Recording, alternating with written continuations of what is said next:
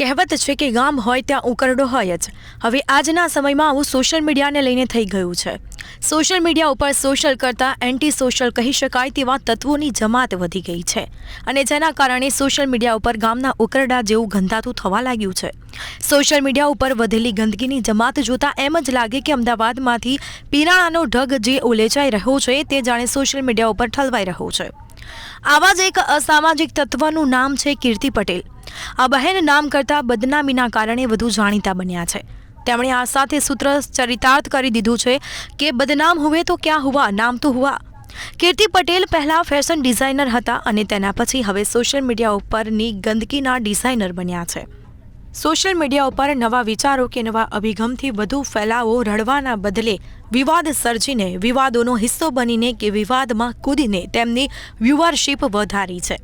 કીર્તિ પટેલની વધેલી વ્યુઅરશિપ તે વાતનો પુરાવો છે કે સોશિયલ મીડિયા પરની ગંદકી ઉપર બેસતા શ્વાનોની જમાત પણ ખાસી વધી ચૂકી છે. ઉકરડો હોય ત્યાં શ્વાનો તો આવવાના જ, પછી તે સોશિયલ મીડિયા કેમ ન હોય. હવે આ જ બદનામ કીર્તિ પટેલ હવે સનાતની હોવાનો દાવો કરીને જૂનાગઢના મેળામાં પ્રવેશીને પવિત્ર ગણાતા મૃગીકુંડમાં સાધુઓની હાજરીમાં સ્નાન કરીને નિયત મર્યાદાનો ભંગ કર્યો છે. તેના કારણે સંત સમાજ રોષે ભરાયો છે. મહાશિવરાત્રિના પવિત્ર મેળામાં શાહી સ્નાન સાધુઓ માટે અનામત હોય છે. તેમાં કોઈ પણ સામાન્ય માનવી ભાગ લઈ શકતો નથી. હવે તેમાં કીર્તિ પટેલે સ્નાન કરીને નિયમોનો તો ભંગ કર્યો જ છે, પરંતુ તેની સાથે હિન્દુ આસ્થાને પણ ઠેસ પહોંચાડી છે. પીરાણાના કચરાને કોઈ પવિત્ર કુંડમાં જોઈને કેવી અરેરાટી ઉપજે તેવી અરેરાટી કીર્તિ પટેલને મૃગી કુંડમાં સ્નાન કરતા જોઈને સોશિયલ મીડિયા ઉપર લોકોને ઉપજી છે. કદાચ કીર્તિ પટેલને કોઈ શરમ ન હોઈ શકે, પણ બીજાને તો હોઈ શકે. તે ગમે તેવી સોશિયલ મીડિયા ઇન્ફ્લુએન્સર હોય, પણ આસ્થા સાથે કે તંત્રએ નક્કી કરેલા નિયમોનો ભંગ કરવાનો તેને કયો અધિકાર છે? તે સેલિબ્રિટી તેના ઘરની હોઈ શકે, પણ મહાશિવરાત્રિનો મેળા માટે તંત્રએ જે નિયમો નિર્ધારિત કર્યા છે તેનો ભંગ તે કઈ રીતે કરી શકે? આ સિવાય તે મહિલા પોલીસ કર્મચારી સાથે પણ અયોગ્ય વ્યવહાર કરતી જોવા મળી હતી.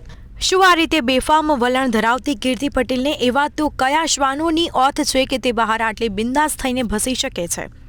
કીર્તિ પટેલે સોશિયલ મીડિયા ઉપર શ્વાનની જેમ બેફામ રીતે ભસવાનું લાયસન્સ મળ્યું હોય તો તેને મુબારક, પરંતુ તેણે યાદ રાખવું જોઈએ કે આ પ્રકારે બેફામ વર્તનારાઓનું પણ કાયદાકીય ધોરણે જ્યારે ખસીકરણ થશે ત્યારે તે એક પરપોટાની જેમ અદ્રશ્ય થઈ જશે. તેની ખબર પણ નહીં પડે.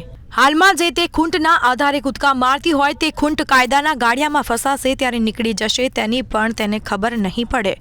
તેણે સોશિયલ મીડિયા ઉપર જે કરવું હોય તે કરે. સ્વતંત્ર નાગરિક તરીકે તેનો અધિકાર છે, પરંતુ આસ્થાની વસ્તુમાં કોઈ પણ ચેડા કરવાનો તેને અધિકાર નથી. હિન્દુઓ સહિષ્ણુ છે એટલે તેઓની લાગણી સાથે ચેડા કરવાનો અધિકાર મળી જતો નથી.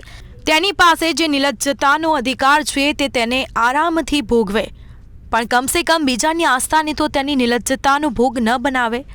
બાકી બીજા સમાજમાં જો તેણે જે કૃત્ય કર્યું છે તે કરવા ગઈ તો અત્યાર સુધીમાં તો તે સમાજે તેને સજા કરવા માટે કઈ સરકારની રાહ જોઈ ના હોત, હિસાબ પણ કરી નાખ્યો હોત, અને તે પણ છડેચોક. સરકારે પણ હિન્દુ આસ્થા ઉપર આ પ્રકારે પ્રહાર કરતા તત્વો સામે આકરા પગલાં લેવાની જરૂર છે. અને તેમાં કીર્તિ પટેલ કંઈ એકલી નથી, આવી મોટી જમાત છે.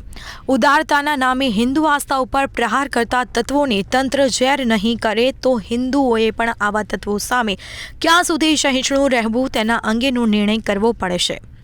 હિન્દુ આસ્થા ઉપર પ્રહાર કરનારા તત્વોની સામે બરોબરની નકલ જો હિન્દુત્વવાદી સરકાર નહીં કસે તો હિન્દુઓ તેના માટે હવે કઈ સરકારની રાહ જોશે? કાયદાકીય શિથિલતાનો લાભ ઉઠાવીને આજ નઠારા તત્વો તંત્રની ઉપર ચોટલી મંતરવા લાગશે ત્યારે તંત્ર જાગશે. અહીં તે યાદ રાખવું જોઈએ કે કીર્તિ પટેલે તો રાજ્યમાં સોશિયલ મીડિયાની ગંદકીની હજી થયેલી શરૂઆત છે. જો તંત્રએ અત્યારથી જ તેના ઉપર લગામ નહીં તાણી તો આગામી દિવસોમાં આવી અનેક કીર્તિ પટેલ જોવા મળી શકે છે, જે સોશિયલ મીડિયા ઉપર સતત વિવાદોમાં રહેવા અવનવા નાટકો કરશે અને ગંદકી ફેલાવશે. તેમાં કોઈ ગંભીરતા નહીં હોય, ફક્ત એક ઉપરછલ્લાપણું હશે.